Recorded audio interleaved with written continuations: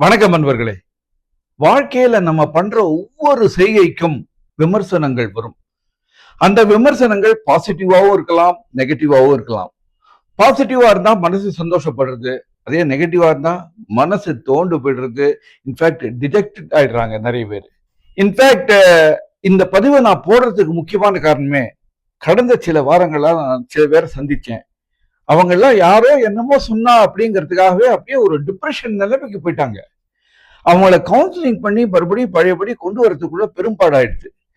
அதனாலேயே இந்த பதிவை போடணும் அப்படின்னு எனக்கு ஒரு எண்ணம்.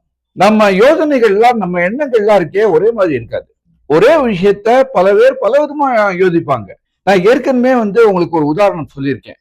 மனுஷங்க என்ன நினைப்பாங்க, கூரையில இருக்கிற பள்ளியை பார்த்துட்டு இவ்வளவு அழகா கீழே ஒரு தரையை கட்டியிருக்கோம், அதுல இவ்வளவு ஃப்ளோரிங் எல்லாம் போட்டிருக்கோம், இவ்வளவு சோஃபா செட் எல்லாம் போட்டிருக்கோம், அந்த பள்ளி பாரு இங்க இதெல்லாம் அனுபவிக்காம இந்த கூரையில அப்படியே தலைகீழா தூக்கிட்டு அது அவ்வளவு கஷ்டப்பட்டுட்டு இருக்கு, அதோட தலையெழுத்தை பாருன்னு நம்ம சொல்லுவோம். அதுவே அந்த பள்ளிக்கிட்ட கேட்டா அது சொல்லுமா, மனுஷன் இவ்வளவு விஸ்தாரமா ஒரு கூரையை அமைச்சிட்டு இதுல இருக்காம கீழே போயிட்டு இந்த பாரு அந்த இடத்துல இவ்வளவு சாமான்கள் இருக்கு, இதுக்கு நடுவுல இடிபட்டு கிடக்குறானேன்னு அது நினைக்குமா? ஒரே விஷயம்தான், எண்ணம் மாறுபடுறது. ஆக ஒரே விஷயத்தை எல்லாரும் ஒரே விதமா சிந்திப்பாங்கன்னு நம்ம நினைக்கிறதே தப்பு. ஒரு சின்ன கதைங்க.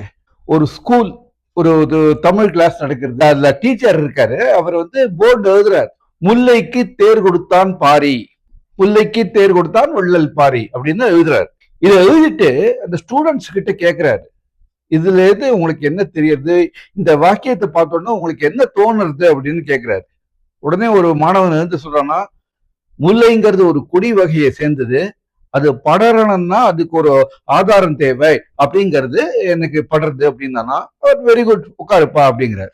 ஒரு மாணவி சொல்றா, ஒரு முல்லை கஷ்டப்படுறத கூட பார்க்க சகிக்காம ஒரு அரசன் நம்ம தமிழ்நாட்டில் வாழ்ந்திருக்கான், அப்படி ஒரு கருணை உள்ளம் கொண்ட அரசன் வாழ்ந்திருக்கான் அப்படின்னு தெரியறது அப்படின்னா, அவரும் வெரி குட்மா உட்காரு அப்படிங்கிறார்.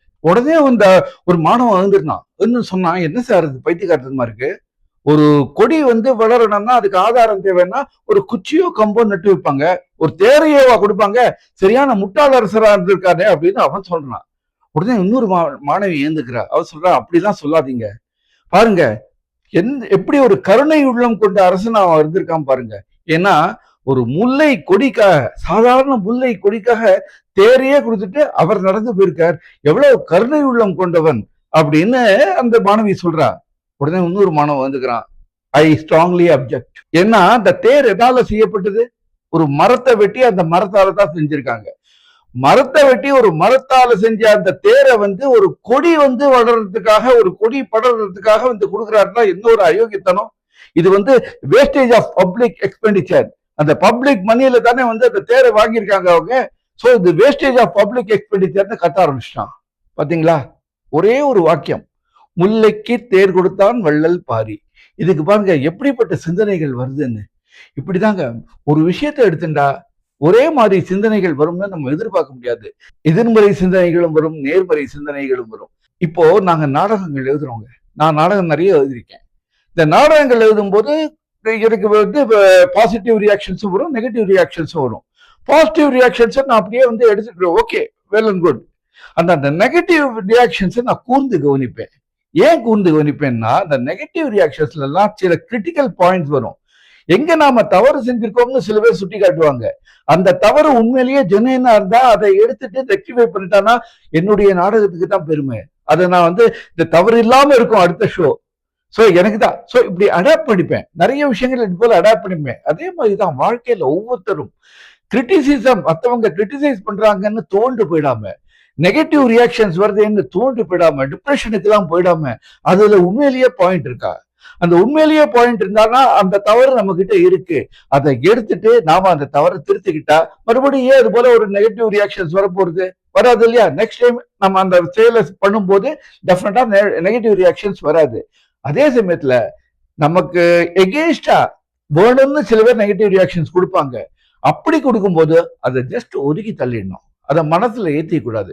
மனசுல ஏத்திட்டா தானே கஷ்டப்பட போறது மனசு, டிப்ரெஷனுக்கு எல்லாம் போறோம். அதை மனசுலயே ஏத்தி கூடாது, அப்படியே ஒதுக்கி தள்ளிடணும். சோ நல்லதை எடுப்போம், ஆனா ஒன்னும் கேர்ஃபுல்லா இருக்கணும். நம்ம எந்த செயல் செஞ்சாலும் அது மற்றவங்களுக்கு கெடுதல் இல்லாம செய்யணும். மற்றவங்களுக்கு கெடுதலா இருக்கக்கூடாது.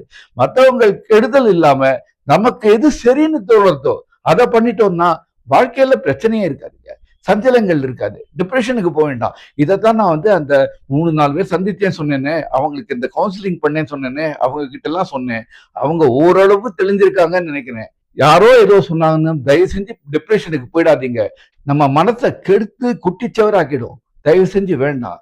மறுபடியும் இன்னொரு இன்ட்ரெஸ்டிங்கான விஷயத்தோட உங்களை சந்திக்கிறேன். அது வரைக்கும் உங்ககிட்ட இருந்து விடைபெறுவது உங்க SL நானு. வணக்கம்.